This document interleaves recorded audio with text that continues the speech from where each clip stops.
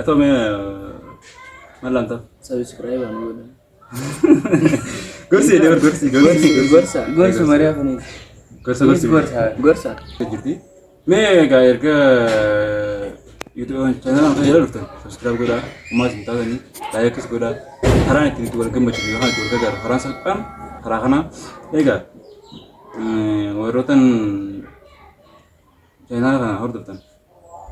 Me subscribe gua. Channel deh kayaknya pun sa, anu tuh mega gitu. Gama mas lama musa di tahu jira subscribe do kan sini. Subscribe mega mah. Subscribe gama di pa ja kasi ga kani wallahi. Ui, abodi sa gawa na kana wanti kun tikisho nama Wala dungo nama gadis sa wari. Milala misma mi channel halala ti video ang gayal gadi pa mepi. Subscribe ang gani ko wala lala ti. Me obere nga isinis ga wanti ti wala ga haran jiru harakana. Aku sih sini subscribe ko dati. Jadi kamu di luar tu kerja. Kamu ini akan sekolah lagi. Nanti saya makan. Ibsabdi. Saudi. Saudi gayo. Sila video tu nyawa lata. Ni orang malah tu. Sedikit sih ada.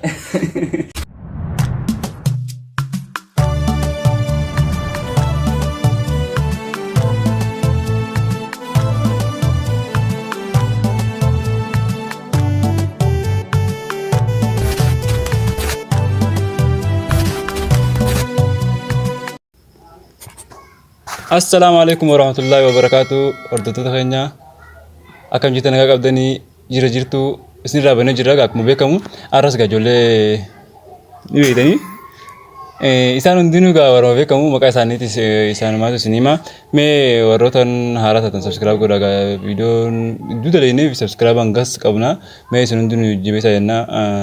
Egaa akkuma beekamu har'aan tana gaaffii deebiidhaan dhufee mata duree irratti agartanii jirtanii suuraa irratti akkuma beekamu mee ayyee isaan hundaa'u maqaa isaaniitiin isin barsiisee gara viidiyoo dabarra. Salaamu alaikum warahmatullahi. Waalaikumsalam warahmatullahi wabarakatuh. Mee duraan dursee maqaan keenyi isin jaan? Maqaan kiyya Hayyuu Abdulhaliimi. Hayyuu Abdulhaliim. Egaa akkuma beekamtu viidiyoo kitaaba yoo hordoftan ijoolleen tun hordoftoota yookaan taatota kitaabaa inni warroota wajjin hojjetaa jiraniiti. Haa ta'u mee maqaan keenyu? An Obsaa Seenaan. Obsaa Seenaan isaan lachuu ijoolluma beekamtu ijoolluma gartee gaa sooshaal miidiyaa irratti tiktook fa'aa dalagan isaanii warroota hoomandeenyaadha. Egaa haasawwan dheeressuun gaaffii takka gaafanneeti isinitti gaaffii itti bohaartanidha. Meen wajjin faana turaa isin jenna. Gaaffiin dura hayyuudhaa fi hayyuu akkana itti gaaffiin takka faan. Ammaaliif uumamettee yaadda? Ammaaliifin uumame. Ammaaliifin uumamettee yaadda? Gaaffiteeti tun. Gaafuma. Ammaaliifin uumame. Jiraachuuf egaa. Jiraachuuf uumamte keenyaaf gisee yaaddu maaliif uumamettee yaaddati? Jiraachumaaf egaa. Jiraachumaaf namni jiraachumaaf uumamte maal keenyaaf amma jiraachuu qofa wanti kan uumamuun takka jirti ati yaada yaadni itti qabdu eegaan uumame maaliif uumamettee yaadda? Lakkii jiraadhee jireenya bareedaa jiraachuuf. Akkasuma? Mee haa ta'u obsa? Gaafuma tana. Tanuma. Maaliifin uumame? Maaliif uumamettee yaadda? Keenyaaf maaliifin uumamettee yaadda? Yeroo keenyaaf amma egaa uumamtee mee rabbiin uume alhamdulillah erga uumamte kana maaliif uumamettee yaaddati?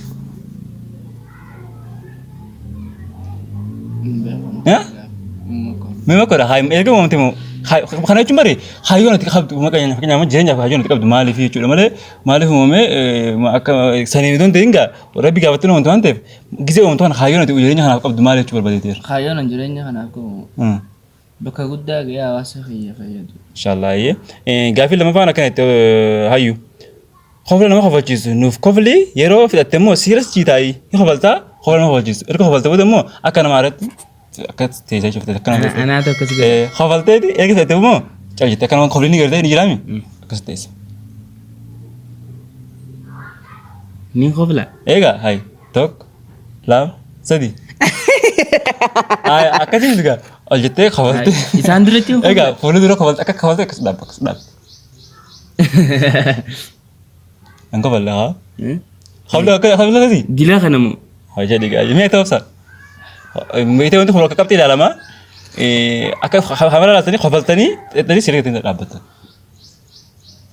Kaameraa Haa kumbara kana hojii kofalte hin ta'u akkasii itti yaadi koflee dhaabi. Isaaniif kofaltaa. Isaaniif kofaltaa naa kofaltu. Ma ay deebiin ta'e danda'u maali gaa haflee afaan irra seeqannu jira. Hayyee mee gaa akka nama kaameraa sodaatu ta'anii kaameraa durii warra kaameraa durii yeroo wanti jiru mee hayyee gaa gama hayyuu gama keessa deebina wanti akkaan si gammachiisu maali? Kenya amma Jireenya kiyya keessa immoo wanti yeroo agartuu fi amma kenya wanti si gammachiisu maali? wanti na gammachiisu.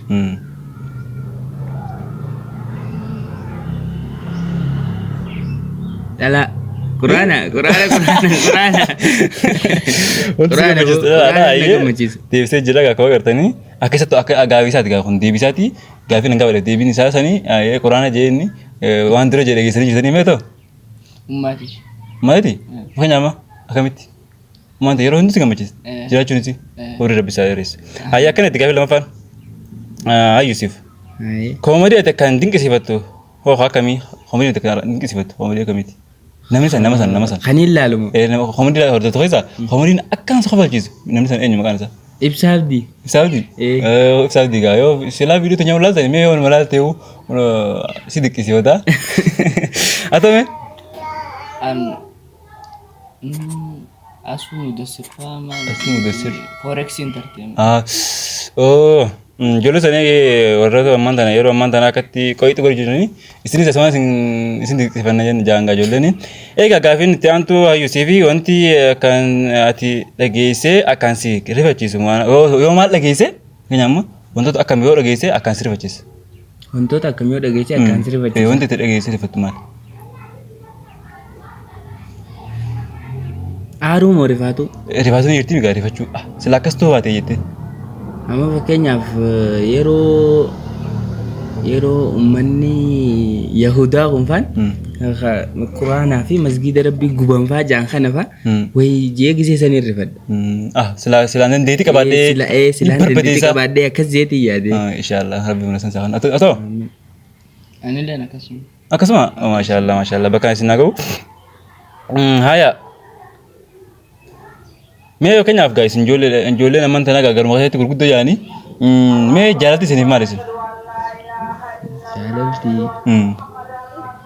Jaalaltii jaalaluma gaa. Fakkeenyaaf amma jaalallee akkamiin ilaaltan isin? Jaalaltii waan hin mul'anne takka jee. Waan hin mul'anne? Jaalaltii waan hin mul'anne akka tasaa si qabdi. Akka tasaa si qabdi? Atoo. Jaalaltii gaafii. Siif maali? Jaalaltii siif maali? Ana deebisee ni gaafata? Hayi. Tifire. Jaalaltii siif maali? Jaalaltii anaaf tokkummaadha. Tokkummaadha? Maashaallah jaalaltii naaf tokkummaa jee. Mee ati fakkeenyaaf hayyuu isittiin deebi'a. Jaalaltii gaa anaaf maal jettee jaalaltii anaaf maal jettee? Jaalaltii xaabarraan deebisee bira achumatti jirti. Haa gaafiin itti aantu wanti ati hin irraanfanne tan yeroon amman tana wanti ati hin irraanfanne jeesi gaafa dhufana yaadatti. Kenya amma wanti ati hin irraanfanne tan yeroon amman tana wanti ati hin irraanfanne maal jeesi gaafa dhufana yaadatti maalimi? Wanti ati hin irraanfanne itti gizeeti na gaafatu tanarra dhufte. Ati sammuu keessa dhufte. Akkaatu gammachuu haa ta'u. Fedhu rakkoo haa ta'u fedhu gammachuu haa ta'u. Na afaan hin dhufne. Si afaan moo sammuu keessa? Sammuu keessa hin dhufne. Hin qabdu jechuudha? Okkee ta'u. Wanti gaafii. Wanti ati ammaan tana yeroo si gaafa dhufana wanti ati hin irraanfanne jee wanti ati hin irraanfanne jee kanis gaafa dhufana yeroon akkas jee si gaafa dhufana wanti sammuu keessa dhufe maali? Wanti ati hin irraanfanne san. Duraan illee ta'e ammallee. Yeroo fedha ta'u wanti ati hin irraanfanne jee kanis gaafa dhufana wanti ati hin irraanfanne san jettee kayaaddee sammuu keessa dhufe san maali? Ammatti hin jiru? Okkee hayya. Egaa ijoolleen isin afaaraa miti egaa ijoolleen hunoo gaafii matumarra buusi jirti ittiin tollee isaan Afaanumarra kan hin eefi.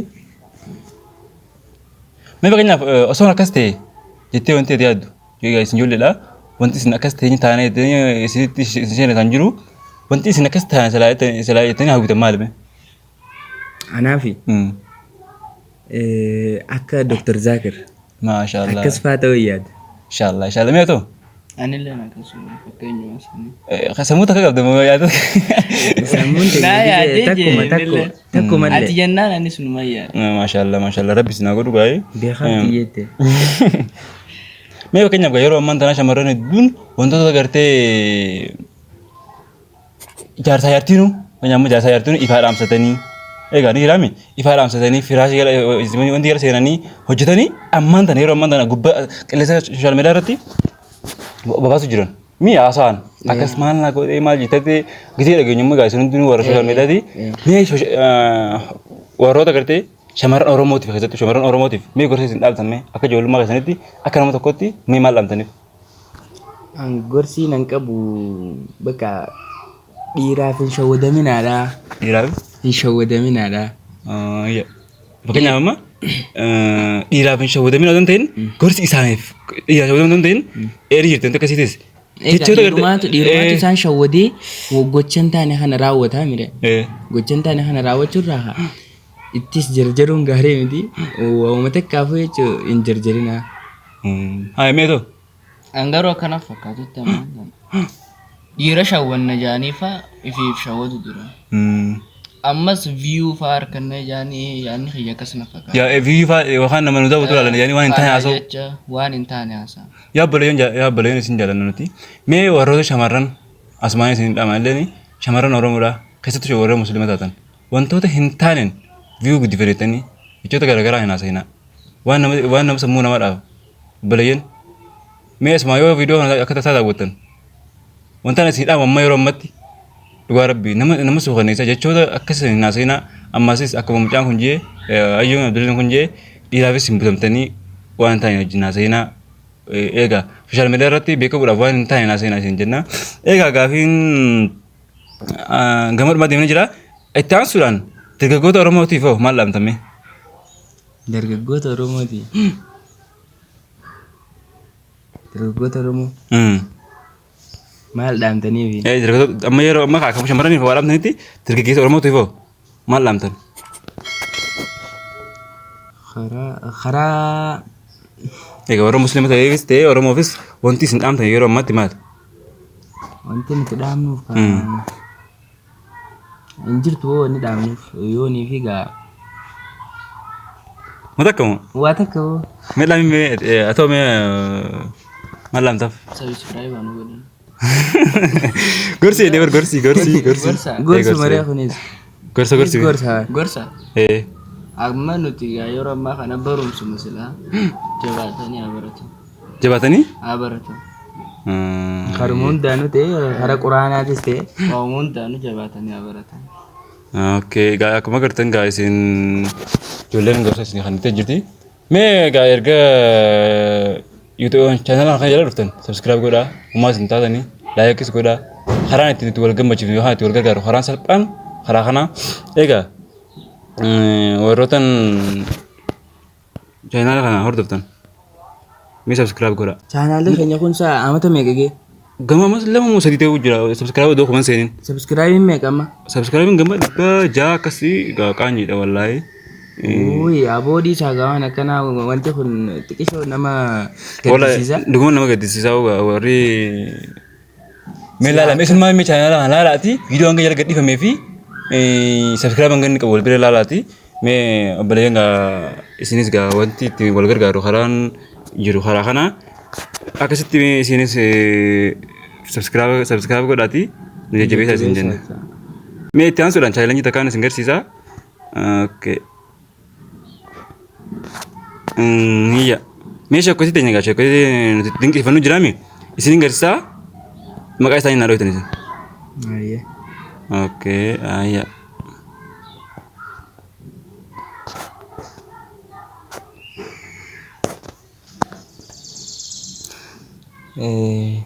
Najjaash. Najjaash Mahamadi. Harkattee jirta. Okay, ayya.